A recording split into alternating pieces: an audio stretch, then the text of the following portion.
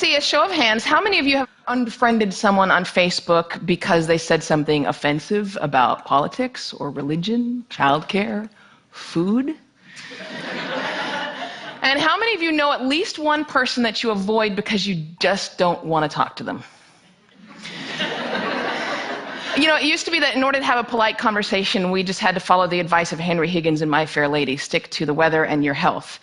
But these days, with climate change and anti-vaxxing, those subjects are not safe either. So this world that we live in, this world in which every conversation has the potential to devolve into an argument, where our politicians can't speak to one another, and where even the most trivial of issues have someone fighting both passionately for it and against it, it's not normal. Pew Research did a study of 10,000 American adults, and they found that at this moment we are more polarized, we are more divided than we ever have been in history. We're less likely to compromise, which means we're not listening to each other, and we make decisions about where to live, who to marry, and even who our friends are going to be based on what we already believe. Again, that means we're not listening to each other.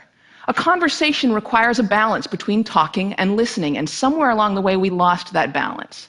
Now, part of that is due to technology, the smartphones that you all either have in your hands or close enough that you could grab them really quickly. According to Pew Research, about a third of American teenagers send more than 100 texts a day. And many of them, almost most of them, are more likely to text their friends than they are to talk to them face to face. There's this great piece in The Atlantic. It was written by a high school teacher named Paul Barnwell.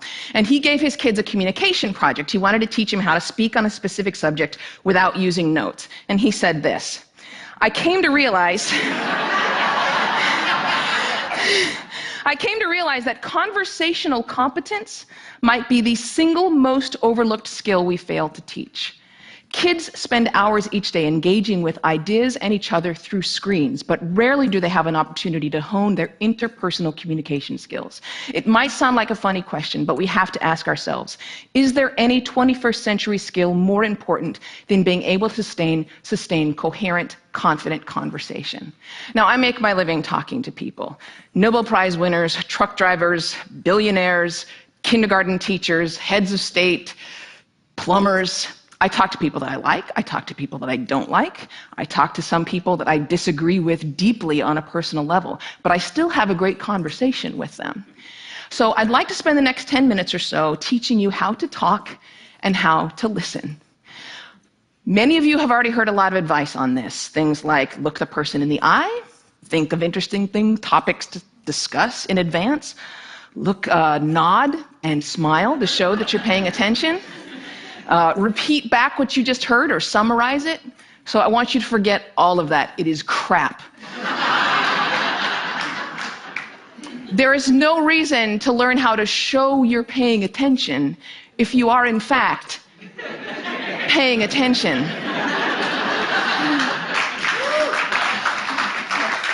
Now, I actually use the exact same skills as a professional interviewer that I do in regular life. So I'm going to teach you how to interview people, and that's actually going to help you learn how to be better conversationalists. Learn to have a conversation without wasting your time, without getting bored, and please God, without offending anybody. We've all had really great conversations. We've had them before. We know what it's like. The kind of conversation where you walk away feeling engaged and inspired, or where you feel like you've made a real connection or you've been perfectly understood. There is no reason why most of your interactions can't be like that. So I have 10 basic rules. I'm going to walk you through all of them, but honestly, if you just choose one of them and master it, you're already going to enjoy better conversations. Number 1, don't multitask. And I don't mean just set down your cell phone or your tablet or your car keys or whatever's in your hand. I mean, be present. Be in that moment. Don't be thinking about your argument you have with your boss. Don't be thinking about what you're going to have for dinner. If you want to get out of the conversation, get out of the conversation. But don't be half in it and half out of it. Number 2, don't pontificate. If you wanted to state your opinion without any opportunity for response or argument or pushback or growth, write a blog. Now, there's a really good reason why I don't allow pundits on my show, because they're really boring. If they're a conservative, they're going to hate Obama and food stamps and abortion. If they're a liberal, they're going to hate big banks and oil corporations and Dick Cheney. Totally predictable. And you don't want to be like that. You need to enter every conversation assuming that you have something to learn. The famed therapist Eb Scott Peck said that true listening requires a setting aside of oneself. And sometimes that means setting aside your personal opinion. He said that sensing this acceptance, the speaker will become less and less vulnerable and more likely to open up the inner recesses of his or her mind to the listener. Again, assume that you have something to learn. Bill Nye, everyone you will ever meet knows something that you don't. I put it this way: everybody is an expert in something. Number 3, use open-ended questions. In this case, take a cue from journalists. Start your questions with who, what, where, when, why, or how. If you put in a complicated question, you're going to get a simple answer out. If I ask you, were you terrified? You're going to respond to the most powerful word in that sentence, which is terrified, and the answer is, yes, I was, or no, I wasn't. Were you angry? Yes, I was very angry. Let them describe it. They're the ones that know. Try asking them things like, what was that like? How did that feel? Because then they might have to stop for a moment and think about it, and you're going to get a much more interesting response. Number 4, go with the flow. That means thoughts will come into your mind, and you need to let them go out of your mind. We've heard interviews often in which a guest is talking for several minutes, and then the host comes back in and asks a question which seems like it comes out of nowhere, or it's already been answered. That means the host probably stopped listening 2 minutes ago because he thought of this really clever question, and he was just bound and determined to say that. And we do the exact same thing. We're sitting there having a conversation with someone, and then we remember that time that we met Hugh Jackman in a coffee shop. And we stop listening. Stories and ideas are going to come to you. You need to let them come and let them go. Number 5, if you don't know, say that you don't know. Now, people on the radio, especially on NPR, are much more aware that they're going on the record. And so they're more careful about what they claim to be an expert in and what they claim to know for sure. Do that. Err on the side of caution. Talk should not be cheap. Number 6, don't equate your experience with theirs. If they're talking about having lost a family member, don't start talking about the time that you lost a family member. If they're talking about the trouble that they're having at work, don't tell them about how much you hate your job. It's not the same. It is never the same. All experiences are individual. And more importantly, it is not about you. You don't need to take that moment to prove how amazing you are or how much you've suffered.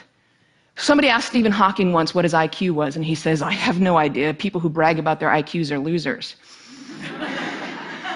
Conversations are not a promotional opportunity. Number 7,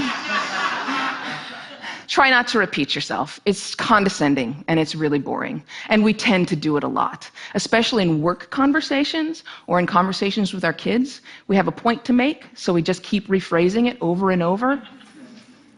Don't do that. Number 8, stay out of the weeds. Frankly, people don't care about the years, the names, the dates, all those details that you're struggling to come up with in your mind. They don't care. What they care about is you. They care about what you're like, what you have in common. So forget the details. Leave them out. Number 9, this is not the last one, but it is the most important one. Listen. I cannot tell you how many really important people have said that listening is perhaps the number one most important skill that you could develop. Buddha said, and I'm paraphrasing, if your mouth is open, you're not learning. And Calvin Coolidge said, no man ever listened his way out of a job. Why do we not listen to each other? Number 1, we'd rather talk. When I'm talking, I'm in control. I don't have to hear anything I'm not interested in. I'm the center of attention. I can bolster my own identity. But there's another reason. We get distracted. The average person talks at about 225 words per minute, but we can listen at up to 500 words per minute. So our minds are filling in those other 275 words. And look, I know it takes effort and energy to actually pay attention to someone. But if you can't do that, you're not in a conversation. You're just two people shouting out barely related sentences in the same place.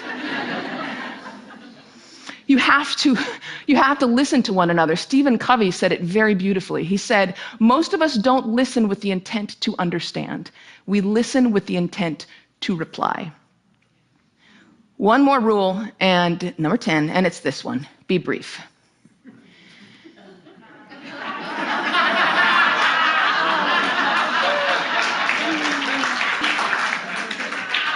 All of this boils down to the same basic concept, and it is this one: be interested in other people.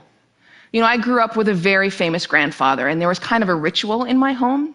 People would come over to talk to my grandparents, and after they would leave, my mother would come over to us and she'd say, "Do you know who that was? She was the runner-up to Miss America. He was the mayor of Sacramento. She won a Pulitzer Prize. He's a Russian ballet dancer." And I kind of grew up assuming everyone has some hidden amazing thing about them. And honestly, I think it's what makes me a better host. I keep my mouth shut as often as I possibly can. I keep my mind open, and I'm always prepared to be amazed. And I'm never disappointed. You do the same thing. Go out, talk to people, listen to people, and most importantly, be prepared to be amazed. Thanks.